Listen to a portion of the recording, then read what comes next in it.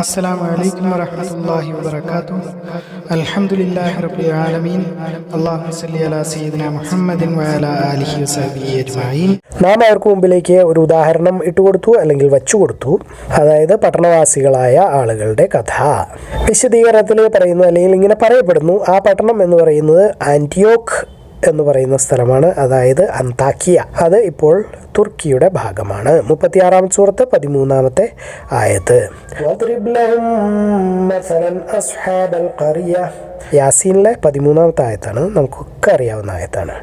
അള്ളാഹു തആലയുടെ വചനം ഇതാകുന്നു നിങ്ങളുടെ രക്ഷിതാവിൻ്റെ അല്ലെങ്കിൽ അവൻ്റെ രക്ഷിതാവിൻ്റെ കരുണ എന്ന് പറയുന്നത് അവൻ്റെ അടിമയായ സക്കരിയ്യായിലേക്കുള്ള കരുണ. ആയത്ത് തുടരുന്നു, ആ പേര് നാം ഇതിനു മുമ്പ് മറ്റാർക്കും കൊടുത്തിട്ടില്ല. 19-ാമത്തെ സൂറത്ത് 2 മുതൽ 7 വരെയുള്ള ആയത്തുകൾ. ഖൗലുല്ലാഹി തആല ദിക്റു റഹ്മതി റബ്ബിക അബ്ദഹു സക്കരിയ്യ ഇലാ ഖൗലിഹി ലം നജഅൽ ലഹു മിൻ ഖബ്ലു സമയ്യ. മറിയം 3 മുതൽ 7 വരെയുള്ള ആയത്തുകൾ. ശരിക്കും 2 മുതൽ 7 വരെയാണ്, പക്ഷെ അറബിയിൽ 3 മുതൽ 7 വരെ എഴുതിയിരിക്കുന്നത്. അദ്ദേഹം പറഞ്ഞു, എൻ്റെ രക്ഷിതാവേ, എനിക്ക് എങ്ങനെയാണ് ഒരു ആൺകുട്ടി ഉണ്ടാവുക? എൻ്റെ ഭാര്യ ഗർഭവതി ആവാത്തവൾ ആണ്, അതായത് പ്രസവിക്കാൻ കഴിവില്ലാത്ത സ്ത്രീ. ഞാൻ അതിഭയങ്കരമായ വയസ്സ് ആയിരിക്കുന്നു, അതായത് കുട്ടികളുണ്ടാകാനുള്ള സകല കഴിവും നശിച്ചു പോയിരിക്കുന്നു. അങ്ങനെ ആയത്ത് തുടരുന്നു 3 രാത്രികൾ. 19-ാമത്തെ സൂറത്ത് 8 മുതൽ 10 വരെയുള്ള ആയത്തുകൾ. എന്നിട്ട് അദ്ദേഹം, അതായത് സക്കരിയ്യ, അദ്ദേഹത്തിൻ്റെ ആളുകളിലേക്ക് അൽ മെഹ്റാബിൽ നിന്ന് പുറത്തേക്ക് വന്നു. അൽ മെഹ്റാബ് എന്ന് പറഞ്ഞാൽ നമസ്കരിക്കുന്ന സ്ഥലം, ഏകാന്തതയോടെയൊക്കെ പ്രാർത്ഥിക്കാൻ പറ്റുന്ന സ്ഥലത്തിനെയാണ് അൽ മെഹ്റാബ് എന്ന് പറയുന്നത്. നമുക്കിപ്പോൾ പള്ളികളുടെ മുമ്പിൽ മെഹ്റാബ് ഉണ്ട്, ഉരുട്ടി വെച്ചിരിക്കുന്ന ഒരു സാധനം. എന്നിട്ട് അദ്ദേഹം അവരോട് അടയാളങ്ങളിലൂടെ അള്ളാഹുവിനെ പുകഴ്ത്തണം എന്ന്, അല്ലെങ്കിൽ അള്ളാഹുവിനെ സ്തുതിക്കണം എന്ന് പറഞ്ഞു, രാവിലെയും ഉച്ചയ്ക്കും. അദ്ദേഹത്തിൻ്റെ മകനോട് പറയപ്പെട്ടു, യഹ്യ, അതായത് ഇംഗ്ലീഷിൽ ജോൺ, പുസ്തകം നീ മുറുക്കെ പിടിക്കുക. ആയത്ത് അങ്ങനെ തുടരുന്നു, എന്നിട്ട് നിന്നെ ഉയർത്തപ്പെടുന്ന അല്ലെങ്കിൽ പുനരുജ്ജീവിപ്പിക്കുന്ന ദിവസം വരെ, രണ്ടാമത് പുനരുജ്ജീവിപ്പിക്കുന്ന, അതായത് മരണശേഷം എഴുന്നേറ്റ് വരുന്ന കാര്യമാണ് പറയുന്നത്. 19-ാമത്തെ സൂറത്ത് 11 മുതൽ 15 വരെയുള്ള ആയത്തുകൾ.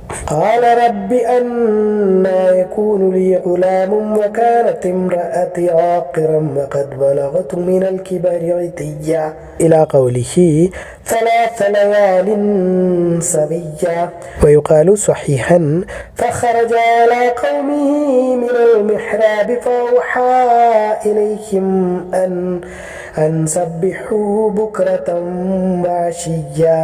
فأوحى فإشارة يا يحيى خذ الكتاب بقوة إلى قوله ويوم يبعث حيا. മറിയം 2 മുതൽ 15 വരെയുള്ള ആയത്തുകൾ. ഇതിലൊരു കാര്യം ശ്രദ്ധിക്കേണ്ടത്, സൂറത്ത് മറിയത്തിലെ ഭൂരിഭാഗവും യ എന്നാണ് ആയത്തുകൾ അവസാനിക്കുന്നത്. സക്കരിയ്യ യാ യഹ്യ ഖുദിൽ കിതാബ ബിഖുവ്വ ആതൈനാഹുൽ ഹുക്മ സബിയ്യ. അങ്ങനെ ഇയ്യ എന്നാണ് ആ സൂറത്തിലുള്ള മിക്ക ആയത്തുകളും തീരുന്നത്. വളരെ കുറച്ച് അവസാനത്തിലുള്ള ആയത്തുകൾ മാത്രമാണ് മാറ്റമുള്ളൂ. സാധാരണ ഖുർആനിൽ എന്ന് പറഞ്ഞപ്പോൾ നൂൻ, മീം അങ്ങനെയൊക്കെയാണ് തീരുന്നത്.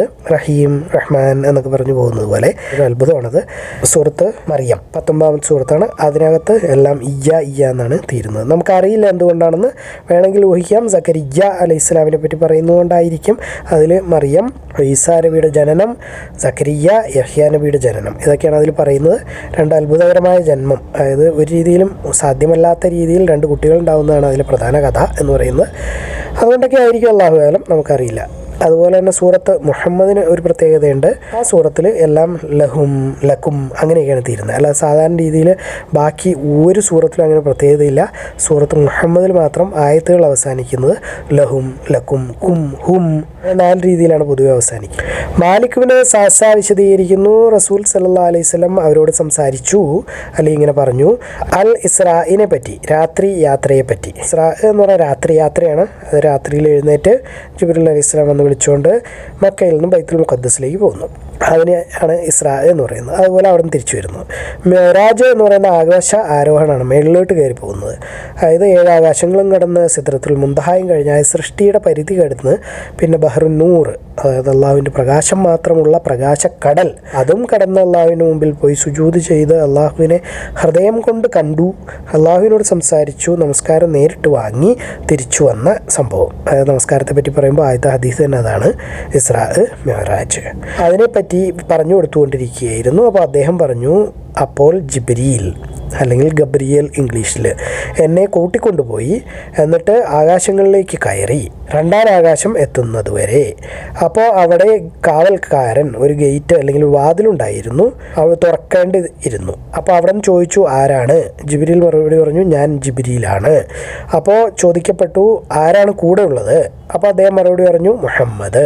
അപ്പോൾ വീണ്ടും ചോദിച്ചു, അദ്ദേഹത്തിന് വിളിപ്പിച്ചിട്ടുണ്ടോ, അതായത് അപ്പോയിൻമെൻ്റ് ഉണ്ടോ വരാനുള്ളത്, ചുമ്മാ ഇങ്ങനെ കയറി വരാനൊന്നും പറ്റില്ല, അല്ലെങ്കിൽ പറ്റില്ല എന്നുള്ള രീതിയിൽ. അപ്പോൾ പറഞ്ഞു, ഉവ്വ. അങ്ങനെ നമ്മൾ 2ാം ആകാശത്തിൻ്റെ മുകളിലേക്ക് ചെന്നപ്പോൾ അവിടെ യഹ്യയെ കണ്ടു, ഈസയെ കണ്ടു. അവർ 2 പേരും കസിൻസ് ആയിരുന്നു, അതായത് ചേട്ടനനിയൻ മക്കള്, അല്ലെങ്കിൽ ആങ്ങളപെങ്ങള് മക്കള്, അല്ലെങ്കിൽ അനീത്തി ചേട്ടത്തി മക്കള്. ജിബ്രീൽ അലൈഹിസ്സലാം പറഞ്ഞു, അവർ യഹ്യയും ഈസായുമാണ്.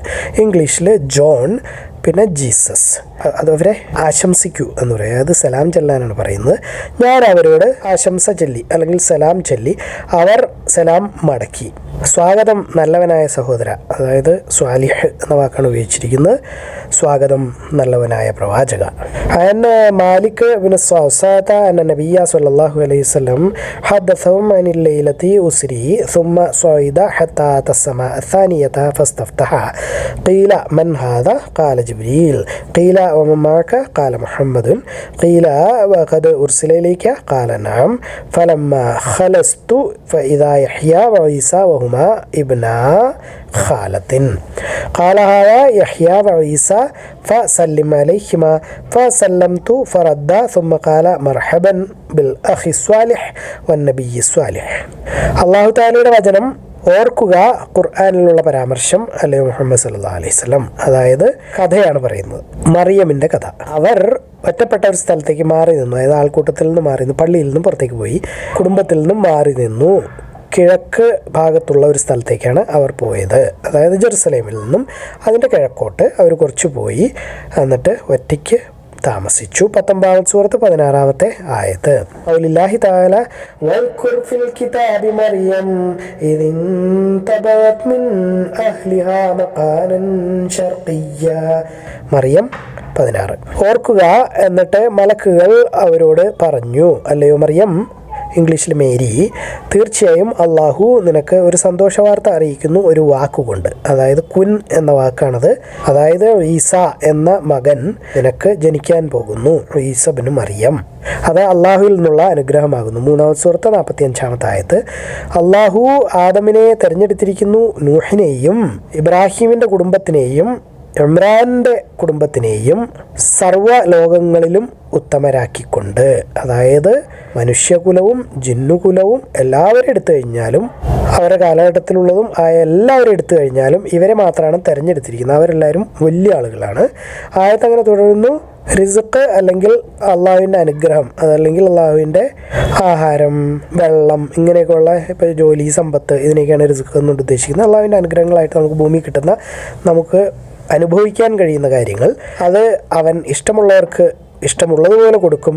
3 സൂറത്ത് 33 മുതൽ 37 വരെയുള്ള ആയത്തുകൾ. ഇബ്നു അബ്ബാസ് പറയുന്നു, വിശ്വാസികൾ, അതായത് ഇബ്രാഹീമിൻ്റെ കുടുംബത്തിലുള്ള വിശ്വാസികൾ, ഇമ്രാൻ, യാസീൻ, മുഹമ്മദ് സല്ലല്ലാഹു അലൈഹി വസല്ലം, അവരെയാണ് ഉദ്ദേശിക്കുന്നത് കുടുംബം എന്നതുകൊണ്ട്. അള്ളാഹു പറയുന്നു, തീർച്ചയായും മനുഷ്യകുലത്തിൽ ഏറ്റവും നല്ലവർ എന്ന് പറയാവുന്നത് ഇബ്രാഹീമിനെയും അദ്ദേഹത്തിനെ പിന്തുടർന്നവരെയും പിന്തുടർന്നവരാകുന്നു, അല്ലെങ്കിൽ അവരോടൊപ്പം നിൽക്കുന്നവരാകുന്നു, അതായത് മുസ്ലിങ്ങൾ.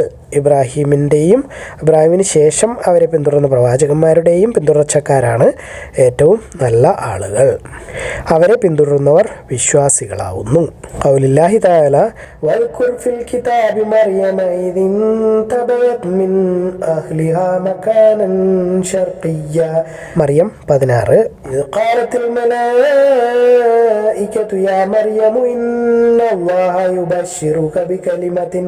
ആല ഇംറാൻ 45. إن الله اصطفى آدم ونوحا وآل إبراهيم وآل عمران على العالمين إلى قوله ويرزق من يشاء بغير حساب. آل عمران 33. قال ابن عباس وآل عمران അൽ മുഅ്മിനൂന മിൻ ആലി ഇബ്രാഹിമ വ ആലി ഇമ്രാന വ ആലി യാസീന വ ആലി മുഹമ്മദിൻ സ്വല്ലല്ലാഹു അലൈഹി വസല്ലം യഖൂൽ ഇന്ന ഔലൻ നാസി ബി ഇബ്രാഹിമ ലല്ലദീന തബഊഹു. ആലി ഇമ്രാൻ 68. വഹുമുൽ മുഅ്മിനൂന വയുഖാലു ആലു യഅഖൂബ അഹ്ലു യഅഖൂബ ഫൈദാ സഗറു ആല റദ്ദൂഹു ഇലാ അസ്ലി ഖാലു ഉഹൈലുൻ. ഇതിൽ പറയുന്നത് ഇബ്രാഹിം അലൈഹി ഇസ്ലാം തൊട്ടുള്ള പ്രവാചകന്മാരെ പിന്തുടരുന്നവരും ഇബ്രാഹിം അലൈഹി ഇസ്ലാമിനെ പിന്തുടരുന്നവരും മുസ്ലിങ്ങളാകുന്നു. അവരെയൊക്കെയാണ് നല്ല മനുഷ്യർ എന്നുകൊണ്ട് ഉദ്ദേശിക്കുന്നത്. അവർ വിശ്വാസികളാകുന്നു, അവർ മുസ്ലിങ്ങളാകുന്നു. ആദം അലൈഹി ഇസ്ലാമിനെ നൂഹ് അലൈഹി ഇസ്ലാമിന് ഇംഗ്ലീഷിൽ നോവ എന്ന് പറയും. അത് ക്രിസ്ത്യാനികളുടെ പേരുകളെയാണ് നമ്മൾ ഇംഗ്ലീഷിൽ പറയുന്നത് എന്നുകൊണ്ട് ഉദ്ദേശിക്കുന്നത്. ക്രിസ്ത്യാനികൾ അവരെ നോവ എന്ന് വിളിക്കും, ഇബ്രാഹിമിനെ എബ്രഹാം എന്ന് വിളിക്കും. സയ്യിദ് ബിൻ അൽ മുസയ്യിബ് വിശദീകരിക്കുന്നു അബൂ ഹുറൈറ റളിയല്ലാഹു അൻഹു പറഞ്ഞതായിട്ട്. അല്ലാഹുവിൻ്റെ റസൂൽ സല്ലല്ലാഹു അലൈഹി വസല്ലം പറയുന്നത് ഞാൻ കേട്ടിട്ടുണ്ട്, ആദമിൻ്റെ സന്തതികളിൽ പിറന്നവർ ആരും ഇല്ല പിശാച് തൊടാത്തവരായിട്ട്. അതായത് ഒരു കുട്ടി ജനിച്ചു വീഴുമ്പോൾ പിശാച് നെഞ്ചിലേക്ക് കുത്തും എന്നാണ് പറയുന്നത്, കഠാര വെച്ചിട്ട്. നമുക്ക് കാണാൻ പറ്റില്ല, കാരണം അത് വേറെ ലോകമാണ്. ശാസ്ത്രം ചിലപ്പോൾ അത് ചിരിക്കുമായിരിക്കും. നമുക്കതിൽ കാര്യമില്ല, കാരണം നമ്മൾ ഒരു രീതിയിലും മനസ്സിലാക്കാൻ പറ്റാത്ത അള്ളാഹു ഉണ്ടെന്നും മലക്കുകളുണ്ടെന്നും ജിന്നുകളുണ്ടെന്നും ഒക്കെ വിശ്വസിച്ച് സ്വർഗ്ഗനരകങ്ങളുണ്ടെന്നൊക്കെ വിശ്വസിച്ച് ജീവിക്കുന്നവരാണ്. നമുക്കത് പ്രശ്നമല്ല. ആളുകൾ ചിരിക്കുമോ ചിരിക്കാതിരിക്കുമോ എന്ത് വേണമെങ്കിലും ആവാം, കാരണം നമ്മൾ മുത്തഖീങ്ങളാണ്. ബഖറ തുടങ്ങുന്നത് തന്നെ എങ്ങനെയാണ്? മുത്തഖീങ്ങളുടെ വിശദീകരണങ്ങൾ പറഞ്ഞുകൊണ്ടാണ്. കാണാൻ പറ്റാത്ത അല്ലെങ്കിൽ മറഞ്ഞിരിക്കുന്ന കാര്യങ്ങൾ വിശ്വസിക്കുന്നവരാണ് നമ്മൾ. അപ്പോൾ ആളുകൾ ചിരിക്കട്ടെ, പക്ഷേ പിശാച് തൊടാത്തവരായി ആദം സന്തതികളിൽ ആരും ജനിക്കുന്നില്ല. അപ്പോൾ കുത്തുമ്പോൾ അല്ലെങ്കിൽ തൊടുമ്പോൾ കുട്ടി വളരെ ഉറക്കെ കരയും, ജനിച്ച ഉടനെ തന്നെ. അത് പിശാച് തൊടുന്നത് കൊണ്ടാകുന്നു, മറിയമും അവരുടെ മകനും ഒഴികെ. എന്നിട്ട് അബൂ ഹുറൈറ ഈ ആയത്ത് ഓതി. എന്നിട്ട് ഞാൻ നിന്നിൽ അഭയം തേടുന്നു അല്ലെങ്കിൽ സഹായം ചോദിക്കുന്നു അല്ലാഹുവേ, അവൾക്കും അവളുടെ സന്താന പരമ്പരകൾക്കും ആട്ടി അകറ്റപ്പെട്ട പിശാചിൽ നിന്ന്, അല്ലയോ ആട്ടി ഓടിക്കപ്പെട്ട പിശാചിൽ നിന്ന്. 3-ാമത്തെ സൂറത്ത് 36-ാമത്തെ ആയത്ത്. അതായത് ഇമ്രാൻ്റെ ഭാര്യ, വളരെ വലിയ പ്രവാചക തുല്യരായ മനുഷ്യനെ പറ്റിയാണ് നമ്മൾ പറയുന്നത്. ഇമ്രാനും ഇമ്രാൻ്റെ ഭാര്യയും. ഇമ്രാൻ്റെ ഭാര്യ അവർ ഗർഭിണിയായപ്പോൾ അവർ പറഞ്ഞു, എനിക്കുണ്ടാവുന്ന കുട്ടിയെ ഞാൻ പള്ളിക്ക് നേർച്ചയാറ്റേക്കാം, അതുപോലെ ഈ കുട്ടിയെയും അതിൻ്റെ വംശപരമ്പരയെയും പിശാച് തുടരുത് എന്നും ദുആ ചെയ്തിരുന്നു. അപ്പോൾ അതുകൊണ്ട് മറിയം അലൈഹി ഇസ്ലാം ജനിച്ചപ്പോൾ പിശാചിന് കുത്താൻ പറ്റിയില്ല. കുത്താൻ ശ്രമിച്ചു, അപ്പോഴേക്കും അവിടെ ഒരു മറ വീണു, കുട്ടിയെ കാണാൻ പറ്റാതെയായി, പിശാചിന് കുത്താൻ പറ്റിയില്ല. അതുപോലെ തന്നെ ഈസാ അലൈഹി ഇസ്ലാം ജനിച്ചപ്പോഴും കുത്താൻ പറ്റിയില്ല. അപ്പോൾ അതിൽ നിന്ന് മനസ്സിലാക്കേണ്ടത് ഇവർ രണ്ടുപേരും കരയാതെയായിരിക്കും ജനിച്ചത്. ആദം അലൈഹി ഇസ്ലാമൊക്കെ ജനിച്ചതുപോലെ തുമ്മിക്കൊണ്ട്, എന്നിട്ട് അൽഹംദുലില്ലാ എന്ന് പറഞ്ഞുകൊണ്ടായിരിക്കും ജനിച്ചത്. ഖാല അബൂ ഹുറൈറ റളിയല്ലാഹു അൻഹു സമയത്തു റസൂലുള്ളാഹി സ്വല്ലല്ലാഹു അലൈഹി വസല്ലം യഖൂൽ മാ മിൻ ബനി ആദമ മൗലൂദുൻ ഇല്ലാ യമസ്സുഹു ശൈത്വാനു ഹീന യൂലദു ഫയസ്തഹില്ലു സ്വാരിഹൻ മിൻ മസ്സി ശൈത്വാനി ഗൈറ മറിയമ വബ്നിഹ. ഉമ്മ യഖൂലു അബൂ ഹുറൈറത വ ഇന്നി ഉഈദുഹാ ബിക വദുരിയ്യതഹാ മിനശ് ശൈത്വാനിർ റജീം. ആല ഇംറാൻ 36. അപ്പം നമ്മളുടെ മക്കളെ ഗർഭത്തിലിരിക്കുമ്പോൾ തന്നെ ഈ ദുആ ചെയ്താൽ പിശാച് കുത്താതിരിക്കും. അള്ളാഹു ആ ദുആ സ്വീകരിച്ചാൽ, അല്ലെങ്കിൽ പിശാച് കുത്തും. പിശാച് വന്ന് കുത്തുന്നതുകൊണ്ടാണ് കുട്ടി കരയുന്നത്. അതിനു പകരം തുമ്മിയാലും മതി. അപ്പം നമ്മളുടെ കുട്ടികൾ കരയാതിരിക്കണം എന്നുണ്ടെങ്കിൽ, അതല്ലെങ്കിൽ പിശാച് കുത്തി കരയാതിരിക്കണം എന്നുണ്ടെങ്കിൽ ഈ ദുആ ചെയ്യാം.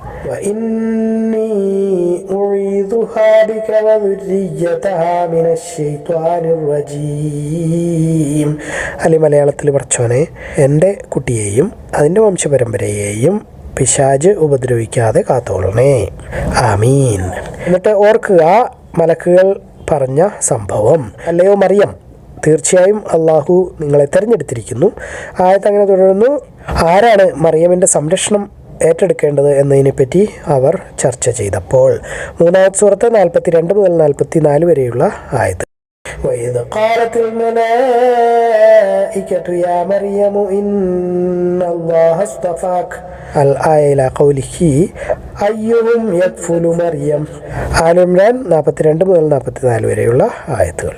അലി റളിയല്ലാഹു അൻഹു വിശദീകരിക്കുന്നു, റസൂൽ സല്ലല്ലാഹു അലൈഹി വസല്ലം പറയുന്നത് ഞാൻ കേട്ടിട്ടുണ്ട്, മറിയം അല്ലെങ്കിൽ ഇംഗ്ലീഷിൽ മേരി ഇമ്രാൻ്റെ മകൾ, അവരാകുന്നു സ്ത്രീകളിൽ ഏറ്റവും നല്ല സ്ത്രീ ലോകത്തിലെ, അവരുടെ കാലഘട്ടത്തിൽ. അതുപോലെ ഖദീജയാണ് ഈ സമുദായത്തിലെ ഏറ്റവും നല്ല സ്ത്രീ. അത് മുസ്ലിങ്ങളിലെ ഏറ്റവും നല്ല സ്ത്രീ ഖദീജ അലൈഹി ഇസ്ലാം. അതുപോലെ അതുവരെയുള്ള കാലഘട്ടത്തിൽ മറിയം അലൈഹി ഇസ്ലാമാണ്. പക്ഷെ നമുക്ക് ഖുർആൻ്റെ ഖുർആനിൻ്റെ ആയത്ത് നോക്കിയാൽ മറിയം അലൈഹിസ്സലാം എക്കാലത്തെയും സ്ത്രീകളിൽ 1-ാം നമ്പറാണ്. അതിലൊക്കെ തർക്കമൊക്കെ വരാം ചിലർക്ക്. കാരണം നമ്മുടെ റസൂലിൻ്റെ ഭാര്യ അല്ലെങ്കിൽ നമ്മളുടെ ഒരു സ്ത്രീ 2-ാം സ്ഥാനത്തേക്കോ 3-ഓ 4-ഓ സ്ഥാനത്തേക്ക് പോകുക എന്നൊക്കെ പറയുമ്പോൾ ചെറിയ ബുദ്ധിമുട്ടുണ്ടാവും ദഹിക്കാൻ. സാധാ പണ്ഡിതന്മാർക്കൊന്നും പിടിക്കൂല. നിങ്ങൾക്ക് തോന്നിയ പോലെ മനസ്സിലാക്കാം. ഞാൻ എൻ്റെ ഒരു ഊഹം വെച്ച് പറയുകയാണ്, മറിയം അലൈഹിസ്സലാം എന്ന് പറയുന്നത് എല്ലാ കാലത്തെയും, കാരണം ഖുർആനിൽ അങ്ങനെയാണ് പറഞ്ഞിരിക്കുന്നത്, അലൽ ആലമീൻ, സർവ്വലോകങ്ങളിലെയും സർവ്വകാലഘട്ടങ്ങളിലെയും മനുഷ്യരിലെയും ജിന്നുകളിലെയും ഒക്കെ എവിടെയൊക്കെ സ്ത്രീകളുണ്ടോ ആ സ്ത്രീകളിലൊക്കെ ഏറ്റവും ശ്രേഷ്ഠയായ സ്ത്രീ എന്ന് പറയുന്നത് മറിയം അലൈഹിസ്സലാമാണ്. അതിന് സംശയമൊന്നുമില്ല. എങ്ങനെയൊക്കെ നമ്മൾ മനസ്സിലാക്കുകയോ ചെയ്യാം. قال سمعت علي رضي الله عنه يقول سمعت النبي صلى الله عليه وسلم يقول خير نسائها مريم ابنة عمران وخير نسائها ഖദീജ. ഇതിൽ അറബിയിൽ ആ കാലഘട്ടം ഈ കാലഘട്ടം എന്ന് വിശദീകരണത്തിൽ പറഞ്ഞിട്ടില്ല. രണ്ടുപേരും ശ്രേഷ്ഠരാണെന്നേ പറഞ്ഞിട്ടുള്ളൂ. ഖുർആനിൽ പ്രത്യേകം എടുത്ത് മറിയം അലൈഹി ഇസ്ലാമിന് പറഞ്ഞിരിക്കുന്നുണ്ട് അവർ 1-ാം സ്ഥാനമാണെന്നുള്ളതിൽ സംശയമില്ല. ഒരു പണ്ഡിതന്മാർക്കും ഒരു ഇമാമിനും സംശയമില്ലാത്ത കാര്യമാണ്. പിന്നെ നമുക്ക് ഇത് തർക്കമുള്ള കാര്യമല്ല കേട്ടോ, വിശദീകരണത്തിലുള്ള വ്യത്യാസമാണ്. പിന്നെ തർക്കം വന്നാൽ, ഹദീസും ഖുർആനും തമ്മിൽ തർക്കം വന്നാൽ ഖുർആനാണ് ജയിക്കുക, ഹദീസ് അവിടെ തോറ്റുപോകും. അല്ലാഹു അഅലം. അല്ലാഹു എല്ലാ കാര്യങ്ങളും ഏറ്റവും നന്നായി അറിയുന്നു. നിങ്ങളിത് കാണുക, ഖുർആൻ പഠിക്കുക, എല്ലാവരിലേക്ക് എത്തിച്ചു കൊടുക്കുക. ബാറക്കല്ലാഹു ലി വലക്കും. അസ്സലാമു അലൈക്കും വറഹ്മത്തുള്ളാഹി വബറകാതുഹു.